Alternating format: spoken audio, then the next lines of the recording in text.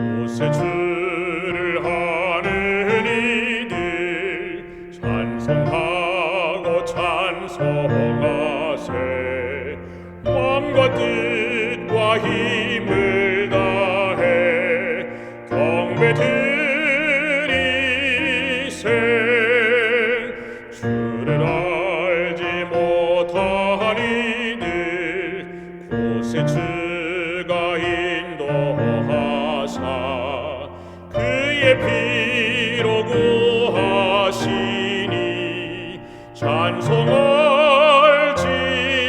찬송할지라. 약한 사람 도움받아 시험 중에 참게 되며 믿음으로 모든 죄를 승리하겠네. 진리 되신 우리 주는 영원토록 변함없네.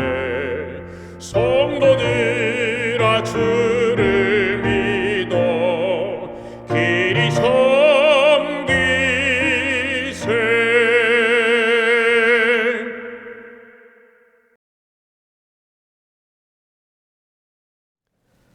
하늘에 계시는 우리 아버지 하나님,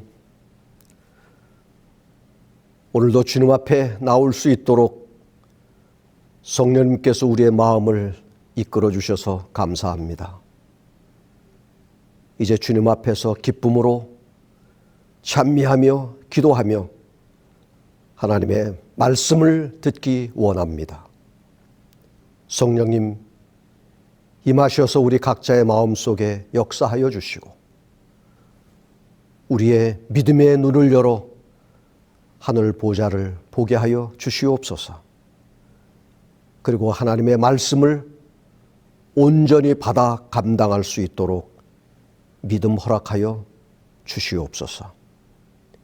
이 한 시간 동안 하나님께는 영광이요 우리에게는 은혜가 풍성한 시간 되게 하여 주시옵소서. 우리 구주 예수님의 이름으로 기도합니다. 아멘.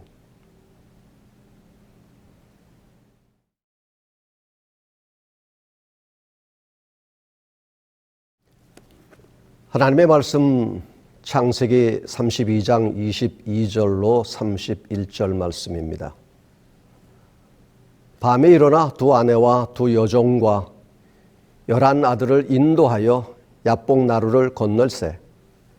그들을 인도하여 시내를 건네며 그 소유도 건네고 야곱은 홀로 남았더니 어떤 사람이 날이 새도록 야곱과 씨름하다가 그 사람이 자기가 야곱을 이기지 못함을 보고 야곱의 환도뼈를 치매 야곱의 환도뼈가 그 사람과 씨름할 때에 위골되었더라. 그 사람이 가로되 날이 새려하니 나로 가게 하라. 야곱이 가로되 당신이 내게 축복하지 아니하면 가게 하지 아니하겠나이다. 그 사람이 그에게 이르되 내 이름이 무엇이냐? 그가 가로되 야곱이니이다. 그 사람이 가로되 내 이름을 다시는 야곱이라 부를 것이 아니요 이스라엘이라 부를 것이니 이는 내가 하나님과 사람으로 더불어 겨루어 이기었음이니라. 야곱이 청하여 가로되 당신의 이름을 고하소서. 그 사람이 가로되 어찌 내 이름을 묻느냐 하고 거기서 야곱에게 축복한지라. 그러므로 야곱이 그곳 이름을 브니엘이라 하였으니 그가 이르기를 내가 하나님과 대면하여 보았으나 내 생명이 보존되었다 함이더라. 그가 브니엘을 지날 때에 해가 돋았고 그 환도뼈로 인하여 절었더라. 다 내려놓으십시오 라는 제목으로 함께 은혜를 받고자 합니다. 본문에 등장하는 사람은 여러분이 아시는 것처럼 야곱입니다. 야곱의 생애는 그야말로 파란만장한 인생을 살았다고 말할 수 있습니다. 그의 생애에 수많은 사건들이 있지만 특히 오늘 본문에 나오는 야복 나루에서의 사건은 야곱에게 있어서 생애에 전환점이 되었던 사건이기도 합니다. 야복강을 건너기 전에 그의 이름은 야곱이었습니다. 그의 이름의 뜻은 발꿈치를 잡는 자라는 의미입니다. 그가 그 이름을 얻은 이유는 그가 쌍둥이로 태어날 때의 형 에서의 발꿈치를 잡고 나왔기 때문이었습니다. 그러나 사실 야곱이란 말은 속이다라는 뜻을 가진 야케브에서 나온 말입니다. 그래서 그의 이름의 직접적인 뜻은 발꿈치를 잡은 자. 그렇지만 그 말이 뜻하는 여러 가지 의미를 살펴보면 남의 발꿈치를 잡듯이 남을 속인다. 남을 이기기 위해서 온갖 술수를 마다하지 않는다. 남의 뒤통수를 친다라는 의미들이 그 말의 속뜻에 담겨 있다고 볼 수 있습니다. 사실 야곱은 야망이 큰 사람으로 꾀가 많고 아주 약삭빠른 사람입니다. 욕망 또한 크기 때문에 기회가 오면 재빨리 자신의 뜻을 이루기 위해서 수단 방법을 가리지 않고 성취하는 그런 사람이었습니다. 야곱이 얍박강을 건너기 전까지 살았던 삶의 모습은 그의 이름 그대로였습니다. 형에서로부터 팥죽 한 그릇으로 장자권을 뺏기 위해서 속임수를 쓴 일이라든가 아버지 이삭을 속이고 축복 기도를 받은 일 등등입니다. 이렇게 남을 속이며 살아왔던 야곱이 이번에는 외삼촌 라반에게 속임을 당합니다. 첫사랑인 라헬과 새 가정을 꾸미고 살아갈 꿈에 부푼 마음이 첫째를 두고 둘째가 먼저 결혼하는 일이 없다는 삼촌 라반의 억지와 속임수에 마음에도 없는 레아와 첫날 밤을 보내면서 행복의 꿈이 산산이 깨어지는 아픔을 맛보게 됩니다. 그로 인해 야곱은 수년을 종 아닌 종 노릇을 하며 살아갑니다. 마침내 야곱은 처자식과 그동안 모은 많은 재산을 가지고 삼촌 몰래 야반 도주하듯 도망하여 그리던 고향을 향합니다. 이렇게 파란만장한 일들을 다 겪은 야곱은 고향으로 돌아오는 길목인 야복강가에 이르게 됩니다. 이제 이 강만 건너면 바로 고향에 이르게 되는 것입니다. 고향을 떠난 지 20년의 세월이 흘렀습니다. 지난 20년의 세월을 돌이켜 보니 정말로 억척스럽게 살았던 날들이었습니다. 속이고 속으며 빼앗고 빼앗기며 살았던 그런 날들이었습니다. 정말로 자기의 이름대로 살았던 삶이었습니다. 야곱은 지금까지 앞만 보고 달려온 사람이었습니다. 그를 가로막는 것들은 과감하게 짓밟기도 했고 무시하고 뛰어넘기도 했습니다. 이런저런 어려움도 있었지만 자기의 꾀로 거뜬히 헤쳐나왔습니다. 그런데 고향이 가까워올수록 그의 마음에는 온통 불안과 두려움뿐입니다. 더군다나 소문을 듣자 하니 형이 400명의 군사를 거느리고 자기를 향해 오고 있다고 하는 절체절명의 위기 앞에서 벗어날 수 있는 방도를 이것저것 생각해 보지만 신통치 않습니다. 비상한 머리를 써서 재산을 나누어서 건너가게 하고 혹시 형 에서가 뭐냐고 묻거든 동생 야곱이 형에게 보내는 선물이라고 말하고까지 합니다. 그것을 보고 형이 마음에 누그러질까 해서입니다. 그래도 그의 마음은 여전히 불안합니다. 신변에 느껴지는 위협을 벗어날 수가 없었습니다. 만일 형 에서의 공격을 받게 된다면 모든 것이 다 비참하게 끝나게 될 것이기 때문입니다. 야곱은 두려움과 공포에 사로잡힌 나머지 야복강을 건너가지 못하고 강 이편에 홀로 남아서 큰 고민에 빠지게 됩니다. 그러나 위기 때야말로 하나님을 만날 수 있는 가장 좋은 기회인 것입니다. 야곱은 이 기회를 놓치지 않았습니다. 오직 하나님만이 이 문제를 해결해 주실 수 있다는 사실을 깨달은 것입니다. 부조와 선지자 196페이지에 이렇게 기록하고 있습니다. 야곱은 그 밤을 기도하며 보내기로 결심하고 홀로 하나님과 같이 있기를 바랐다. 하나님께서는 에서의 마음을 부드럽게 하실 수 있으셨다. 그의 유일한 희망은 하나님께 있었다. 야곱은 한밤중에 혼자 아무 방비도 없이 비통한 마음으로 땅에 엎드렸습니다. 그의 가족들을 먼저 보내놓기는 했지만은 그는 언제 위협과 죽음을 당하게 될지 알 수 없었습니다. 무엇보다도 그의 마음을 가장 아프게 한 것은 무지한 가족들에게 이런 위기 상황을 몰고 온 것은 자기 자신의 죄 때문이라는 생각이 들었던 것입니다. 그는 진지한 탄원과 눈물로 하나님 앞에 기도했습니다. 그때 갑자기 거센 손이 그를 붙잡았습니다. 그는 원수가 자기를 죽이려 하는 줄로 생각하고 공격자의 손아귀에서 빠져나가기 위해 몸부림을 쳤습니다. 어둠 속에서 두 사람은 이기기 위해 서로 싸웠습니다. 야곱은 혼신의 힘을 다해서 싸웠습니다. 야곱은 자기의 생명을 위해 싸우는 동안 죄책감이 그의 영혼을 억눌렀으며 그의 죄가 되살아나 그를 하나님께로부터 떼어놓으려 했습니다.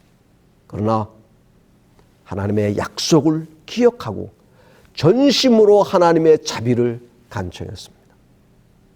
투쟁은 동틀 때까지 계속됐는데 그때 그 사람이 야곱의 환도뼈를 치자 위골이 절게 되었습니다. 야곱은 이제 그가 싸우던 상대가 누구인지를 분별하게 됐습니다. 그는 자기가 하늘의 사자와 씨름하고 있었다는 것을 알게 됐습니다. 이것이 바로 그가 거의 초인간적인 노력을 했음에도 불구하고 승리를 얻지 못한 원인이었습니다. 그런데 부조와 선지자 197페이지에 이렇게 기록합니다. 야곱에게 자신을 나타내신 분은 언약의 천사 그리스도였다. 호세아 12장 3절 4절에 보면 야곱은 또 작년에 하나님과 힘을 겨루되 천사와 힘을 겨루어 이기고 라고 말씀합니다. 창세기 32장 28절 새번역 성경은 이렇게 말씀합니다. 그 사람이 말하였다. 내가 하나님과도 겨루어 이겼고 사람과도 겨루어 이겼으니 이제 내 이름은 야곱이 아니라 이스라엘이다. 야곱이 하나님과 겨루어 이겼다고 성경은 말씀하고 있습니다. 죄 많은 인간이 어떻게 하나님을 이길 수 있겠습니까? 불가능한 일입니다. 그렇다면 이겼다는 의미는 무엇일까요? 용서받았다는 확신입니다. 의심과 고통과 후회의 삶이 평화의 삶으로 변한 것입니다. 자신의 무가치함을 고백하면서 언약을 지키시는 하나님의 신실하심을 믿는 믿음으로 하나님의 약속을 붙잡은 것입니다. 마침내 하나님과 화목하게 된 것입니다. 처음으로 맛본 달콤한 평화였습니다. 야곱은 이 일로 인하여 이스라엘이라는 새로운 이름을 얻었습니다. 그런데 성경은 야곱이 이스라엘이라는 새로운 이름을 얻게 된 이유가 또 하나 있음을 말하고 있습니다. 그것이 바로 야곱이 사람과도 겨루어 이겼다는 말입니다. 그날 그 장소에 사람이라고는 야곱 홀로 있었습니다. 그런데 어떻게 사람과도 겨루어 이겼다는 것일까요? 자기 자신과의 싸움에서 이겼다는 의미인 것입니다. 야곱이 자기 자신과의 싸움에서 이겼다는 것이 무슨 의미일까요? 첫째는 야곱이 그동안 자기 힘과 노력으로만 살려고 했던 생각을 내려놓았다는 뜻입니다. 그리고 하나님을 더욱 의지하게 되었다는 말입니다. 둘째는 야곱이 그동안 가졌던 개인적인 야망과 욕심을 모두 내려놓았다는 뜻입니다. 야곱의 야망과 욕심이 무엇이었습니까? 야곱은 둘째가 되기보다는 첫째가 되는 것이었습니다. 그래서 장자의 권리를 형으로부터 빼앗은 것입니다. 수단과 방법을 가리지 않고 남을 이기고 성공을 이루는 것이었습니다. 자신의 손에 무엇이 잡히면 절대 놓지 않는 사람, 무언가 잡으면 절대로 빠져나가지 못하도록 잡아채는 사람, 야곱은 그렇게 살았습니다. 그래서 그는 부유함도 누릴 수 있었습니다. 즉 출세 지향적이고 성공 지향적인 삶을 야곱은 살았던 것입니다. 또 많은 재산을 모으고 또 그것을 지키려는 욕심과 야망이 그에게 있었습니다. 그런데 야곱은 야복강가에서 그 모든 야망과 욕심을 다 내려놓았던 것입니다. 셋째는 야곱은 그동안 자기가 가지고 있었던 남을 향한 미움, 원망, 필요 없는 피해의식 등을 다 내려놓았다고 볼 수 있습니다. 이제는 외삼촌도 이해하고 용서할 수 있었습니다.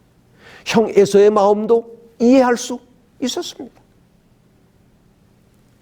하나님은 자기 자신과의 싸움에서 모든 것을 내려놓은 야곱을 귀하게 보시고 그를 축복하여 주신 것입니다. 그리고 그의 이름까지 바꾸어 주셨습니다. 더 이상 야곱의 이름처럼 살지 말고 하나님의 은혜와 축복을 의지하며 살아가는 이스라엘이라는 이름을 그에게 주신 것입니다. 이제까지의 야곱의 인생은 세상적이며 인간 중심적인 일에 집중하며 살았습니다. 그러나 그가 이스라엘이라는 이름을 갖게 된 후에는 하나님과의 관계에 더 집중하였다는 것입니다. 다시 말해서 그는 세상적이며 인간적인 모든 것을 다 내려놓고 하나님과의 관계를 더 의미 있게 맺으며 하나님만을 의지하며 그에게 은혜와 축복을 바라면서 살았다는 의미인 것입니다. 자신과의 싸움에서 모든 것을 다 내려놓은 야곱에게 새로운 세상이 보이기 시작했습니다. 성경은 야복강을 건널 때 야곱에게 환한 햇살이 비쳤다고 시적으로 기록하고 있습니다. 창세기 32장 31절 세번역 성경은 이렇게 말씀합니다. 그가 분이엘을 지날 때에 해가 솟아올라서 그를 비추었다. 그는 엉덩이뼈가 어긋났으므로 절뚝거리며 걸었다. 엉덩이뼈가 어긋났으므로 몸을 가누기가 힘들었습니다. 그러나 이제 그의 모든 걱정과 근심, 욕망과 욕심들을 다 내려놓은 야곱의 마음에는 평화가 찾아온 것입니다. 어제까지는 다른 해가 야곱의 눈에 새롭게 보이기 시작했습니다. 심지어 생각하기만 해도 무서웠던 형 에서의 얼굴이 하나님의 얼굴처럼 보였다고 그는 고백하고 있는 것입니다. 창세기 33장 10절 세번역 성경은 이렇게 말씀합니다. 야곱이 말하였다. 형님께서 저를 이렇게 너그럽게 맞아주시니 형님의 얼굴을 뵙는 것이 하나님의 얼굴을 뵙는 듯 합니다. 성경은 야곱의 인생이 이렇게 극적으로 변화되었음을 우리에게 보여주고 있는 것입니다. 나의 삶에도 이런 변화가 일어날 수 있을까요? 물론입니다. 야곱과 같은 삶이 이스라엘과 같은 삶으로 변화될 수 있습니다. 나 혼자의 힘으로 살 수 있다고 생각하면서 좌충우돌하던 삶이 하나님의 은혜를 따라 살아가는 삶으로 바뀔 수 있습니다. 남의 발뒤꿈치를 잡듯이 억척스럽게 살던 삶이 남들과 더불어 살아가는 복된 삶으로 바뀔 수 있는 것입니다. 더 많이 모으고 더 많이 누리려고 물불 가리지 않고 살던 삶이 남들과 하나님의 축복을 넉넉하게 나누면서 살아가는 복된 삶으로 바뀔 수 있습니다. 성공지향적이며 출세지향적으로 살았던 삶이 하나님의 뜻을 이루며 살겠다는 소박하지만 거룩한 소명의 삶으로 바뀔 수 있는 것입니다. 그리고 이 모든 변화는 야곱처럼 우리도 자신과의 싸움을 통하여 모든 것을 내려놓을 수 있을 때에 가능하게 되는 것입니다. 내려놓음, 이것은 매우 귀중한 것입니다. 그것은 우리에게 참 쉼을 줍니다. 평안을 줍니다. 참 인생의 의미를 깨닫게 해 줍니다. 좋은 생각이라는 책 2014년 2월호에 내려놓음이라고 하는 간단한 하나의 시가 있습니다. 잡고 있는 것이 많으면 손이 아픕니다. 들고 있는 것이 많으면 팔이 아픕니다. 이고 있는 것이 많으면 목이 아픕니다. 쥐고 있는 것이 많으면 어깨가 아픕니다. 보고 있는 것이 많으면 눈이 아픕니다. 생각하는 것이 많으면 머리가 아픕니다. 품고 있는 것이 많으면 가슴이 아픕니다. 내려놓으세요. 놓아버립시다. 우리가 아픈 것이 많기 때문입니다. 많은 것들을 지고 이고 안고 살아가는 우리의 삶을 다시 한번 돌아보게 하는 글입니다. 그런데 우린 단순히 내려놓음만으로는 부족함을 알아야 합니다. 내려놓음 그 다음에 한 단계 더 나가야 합니다. 성경은 우리에게 그 다음 단계를 소개하고 있는데 그것이 바로 하나님께 맡기는 것입니다. 야곱의 내려놓음도 단순한 내려놓음이 아니었습니다. 단순한 포기나 기권이 아니었습니다. 그는 자신을 내려놓는 동시에 모든 것을 하나님께 맡겼던 것입니다. 부조와 선지자 197페이지는 이렇게 기록하고 있습니다. 이 죄 많고 잘못이 많은 인간이 겸손과 회개와 자기 포기를 통해서 하늘의 임금과 겨루어 이겼다. 그는 하나님의 약속들을 떨리는 손으로 붙잡았으며 사랑이 무한하신 분께서는 이 죄인의 호소를 물리칠 수 없으셨다. 자신의 모든 것을 내려놓고 동시에 하나님께 모든 것을 맡기면 하나님께서 친히 도와주신다는 사실을 믿으시기를 바랍니다. 시편 37편 5절 너의 길을 여호와께 맡기라 저를 의지하면 저가 이루시고 다시 베드로전서 5장 7절 너희 염려를 다 주께 맡겨버리라 이는 저가 너희를 권고하심이니라. 예수님은 우리에게 수고하고 무거운 짐진 자들아 다 내게로 오라고 초청하십니다. 우리의 수고하고 무거운 모든 짐들을 다 내려놓아야 합니다. 예수님께 맡겨야 하는 것입니다. 그러면 참 기쁨과 평안과 안식을 얻게 되는 것입니다. 참 자유를 누릴 수 있는 것입니다. 이것이 바로 성경이 우리에게 주는 약속인 것입니다. 사랑하는 성도 여러분, 지금 여러분은 무엇을 붙들고 무엇을 붙잡고 있습니까? 무엇을 내려놓지 못하고 여전히 그것 때문에 고민하고 염려하십니까? 아직 예수님께 내려놓지 못할 무엇인가를 붙들고 혼자 씨름하고 있지는 않습니까? 왜 주저하십니까? 왜 망설이십니까? 아까운 인생을 허비하며 왜 고통 중에 살아가십니까? 다 내려놓으십시오.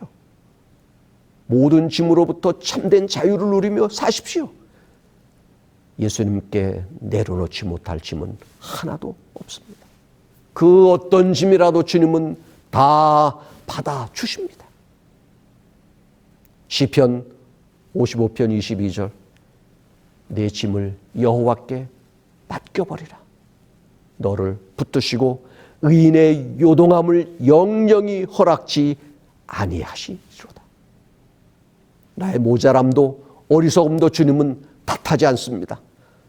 그저 주님의 불쌍히 여겨주심만을 바라며 인생 여정에 지고 가는 모든 짐들을 주님 앞에 내려놓으십시오. 예수님께 맡기십시오. 그리고 예수님께서만이 주실 수 있는 참된 쉼과 평안과 기쁨이 나의 심령과 삶에 언제나 넘치기를 기도하시기를 바랍니다. 주님께 내려놓으십시오. 그러면 여러분의 인생에는 새로운 희망의 빛이 비추어질 것입니다.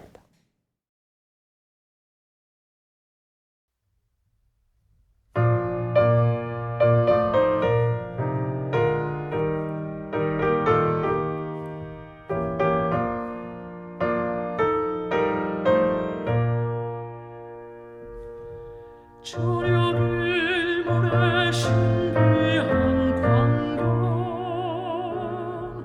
너의 주의 아름다운 그런 모든 것보다 놀라운 것 주님 날 사랑하시는 것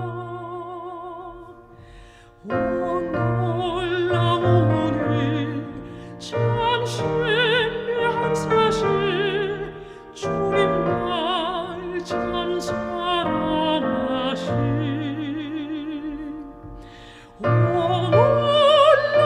놀라우니 참 귀한 승리 주님 날 참 사랑하시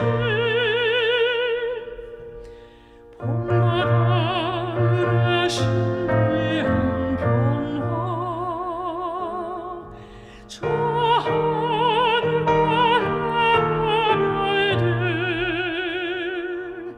그런 모든 것보다 놀라운 것 내 맘속에 서투고 있네.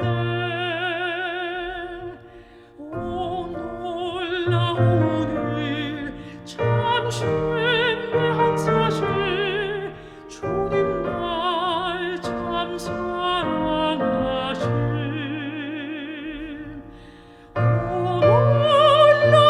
놀라우니 참